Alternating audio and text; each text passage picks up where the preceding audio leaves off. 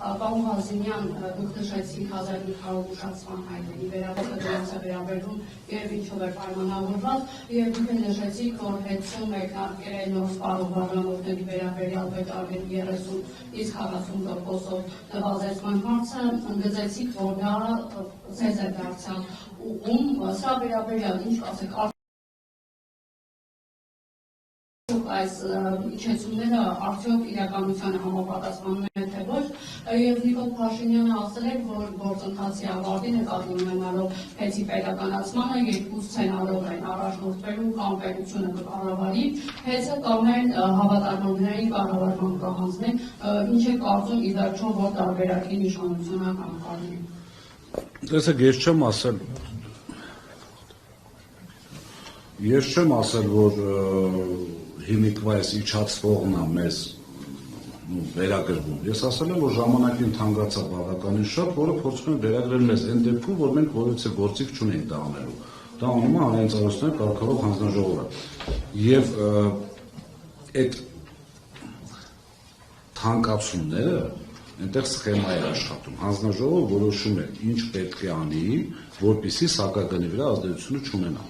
Հիմա ինքը որոշել է այդ ձևով։ Այնտեղ մի քանի սցենար կարող է աշխատել, կամ բոլորի համար պետք է սակագինը թանկանար, որտեղ էներգոհամակարգը ունի խնդիր բալանսային, ոչ հեծը, ընդհանուր էներգոհամակարգը։ Իսկ սակագինը կազմում է ընդհանուր էներգոհամակարգի բալանսի մինուս կամ պլյուսի արդյունքում։ Հիմա այս պարագայում որոշել են իջեցնել, դա իրենց կողմից, այսպես ասեմ, ընտրակաշառքի մի ձև է, ինչպես նաև թոշակներ, ինչպես նաև այլ բաները, որոնք կատարվում են։ Հիմա մեր նկատմամբ ռեպրեսիաներ են կատարվում, մարդկանց տանում են անհասկանալի ձևերով, ինչ-որ ցուցմունքներ են փորձում կորզել, այլ պարագայում օրինական, չգիտեմ, թոշակներ են բարձրացնում, բնականաբար,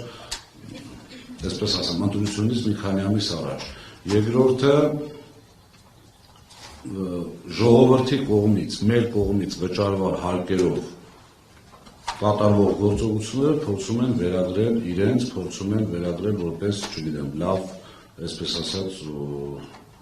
լավ գործ իրանց կողմից, բնականաբար սիրելի ժողովուրդ, ձեր գումարներն են, եւ ձեր գումարները բնականաբար ճիշտ չի օգտագործվում, մենք ամենօրյա ռեժիմով, չէ՞, պարգևավճարներից սկսած կոռուպցիոն բացահայտումներից մյուսներ, Աստված գիտի, մինչև իշխանությունը չփոխվի, մենք 100%-անոց չենք կարողանում պարզել վերջը ինչ են արել, սրանք ինչքան են չեմ ուզում կոպիտ բառ օգտագործեմ, բայց ամեն դեպս բյուջեն ինչքանով է արդյունավետ օգտագործվել։ Եվ ձեր երկրորդ հարցի հետ կապված մենք ճիշտ ասած չենք դիտարկում այլ տարբերակ, այստեղ էլ խնդիրը գնում է առաջացել դատարանը ֆիքսեց, կոնկրետ քաղաքական կոմպոնենտը հանեց տակից, իրենց հայտարարությունների առումով նկատի ունեմ, իրենց սուտը բացահայտեց, այնտեղ մնացել է ընդամենը 2 կետ վերջին հաշվով վերցած, որոնք մենք համոզված ենք, որ վերաքննիչ դատարանը միանշանակ դա էլ է բավարարել, բայց իրենց ցանկությունը կարող եմ ասել ինչը, իրենք հայտարարել են, չէ, միգուցե հեծը ունենա այնպիսի ֆինանսական խնդիրներ, որ գինը այնքան ցածր լինի, որ կառավարությունն է ձեռք կարողանա ձեռք բերի դա, առանց լրացուցիչ շրջակայքի պարտավորությունների։ Իրենք գնում են այս ճանապարհով, ուղղակի չեն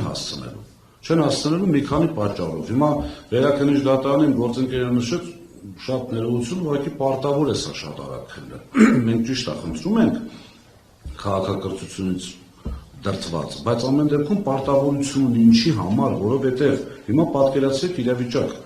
վերաքննիչ դատարանը սկսում է քննությունը, նշանակում է, չգիտեմ, 26 թվականի հունվար, 27 թվականի հունվար կամ ամառ։ Այդ ժամանակա ընթացքում մայիսի 25-ը ավարտվում է, գնում է գերակաշահի ճանաչման փուլ ու գերակաշահը ճանաչում վաճառվում է ինչ-որ մի հատ X ընկերության։ Այս բանը չքննարկենք, դա թուրքական, ադրբեջանական է, թե ինչական է։ Այդ պարագայում վերաքննիչ դատարանի որոշումը դրական մեր օգտին ինչ է լինելու։ Դրա համար մենք խնդրում, պահանջում, հորդորում ենք վերաքննիչ դատարանից, այսպես ասած, բոլոր գործերը թողնել մի կողմ, որովհետև սա ոչ թե վերաբերում է Սամվել Կարապետյանին, ոչ թե, չգիտեմ, պետության իշխող փոքրիկ խմբակին, այլ վերաբերում է 3 միլիոն մարդու կենսական շահերին։ Նոր բաժանորդների ուշացումները նորից եմ կրկնում, կարող մի քիչ այս կողմ են կողմի, իմ ինֆորմացիայով 1500 իրենց ապլիկա ղեկավարման։ Այսօր կորուստները իմ ինֆորմացիայով բավականին աճել են։ Իսկ կորուստի աճը անմիջական կապ ունի սակագնի հետ։ Կորուստների աճը փորձում են, նայեք, կորուստների աճը ինչ են ասում, ասում են դուք վատ եք աշխատել, հավելագրումներ եք արել, որ մենք եկել ենք մաքուր ենք աշխատում, սա իրականն է, սա կորուստը չի աճել։ Չեն կարողանում բերել հիմնավորում, դատարանն արդեն իր որոշումով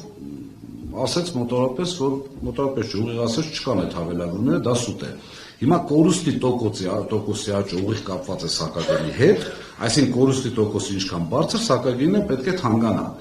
Իրենք նորից կրկնում եմ, եթե մոռացել են մեր հայրենակիցները, դուք էլ նույնպես, նորից կրկնում եմ, ընտրություններից հետո սակագինը թանկանալու է, որովհետև այստեղ ծուղակներ են տակը դրած։ Պրիտոմ անցած անգամ, երբ որ ես հայտարարել եմ, կորուստի թիվը դրա մեջ չէր։ Ես ընդամենը այսքան անգամ արդեն ասում եմ, ատոմակայանին այլ ֆինանսական եկամուտ 12 միլիարդ դրամ որտեղից եք դրել, որտեղից է ունենալու այդ 12 միլիարդը։ Իմ համոզմամբ 12 միլիարդը դրել են այդտեղ, բնականաբար ինչ որ այլ տարբերակներով, որպեսզի սակագինը չթանկանա, այսինքն նախընտրական տարի է։ Ինչ վերաբերում է նորից հետ գանք նոր միացման բաժանորդին, բնականաբար իրենց ապիկարությամբ չեն կարողանում, իրենք անգամ վախենում են անջատումներ կատարեն պլանային, իսկ պլանային անջատումները կատարում են վերանորոգման եւ ընդհանրապես բոլոր դեպքերում պլանային նախորոք հայտարարված։ Հիմա իրանք դա չեն անում, որովհետեւ իրանք վթարների քանակը շատ է, եթե մի հատ էլ պլանայինները անեն, ընդհանրապես այդ աճը կլինի մեր հետ համեմատած։ Ես մի հատ փոքր ավելացում, հենց դիմել էր սակագինի փոփոխության հետ կապված, նվազեցման։ Գնահատեցին, ասին չէ կարիք չկա։ Հիմա Թեմա գնահատեք, այսինքն սա առաջին դեպքը չի, երբ որ գործողությունն է տեղի ունենում, որ պետք է շոշափներ ավելացում դրա ներկայ օրինակներ, հիմա սակագինի նվազեցում մասին չենք իրականացնում, հիմա ինչ-որ բանի նվազեցում է լինում, այսինքն ակնհայտորեն տեսնում ենք ոչ կոնսիստենտ, ոչ հետևողական մոտեցումների դաշտ, որը ՄՖՑԿ-ի մոտ եւ մնացած գործընթացի տեսակետից։ Եվ նաեւ անկախ նրանից, որ հիմա կառավարում ակնհայտորեն էապես ավելի վատական եղանակի բնականon գործունեության շրջանակներում, ու դա ունի մի հատ ի հավելում են ամեն ինչից, այդ կարողություններից, ունակություններից, մնացած ամեն ինչից, ունի մի հատ շատ կարևոր հանգամանք։ Այս հարցները ողոքում նշվել, ոնց է ընտրվել ժամանակավոր կառավարիչը։ Սա շատ կարևոր խնդիր է, որովհետև եթե մենք դիտարկում ենք այն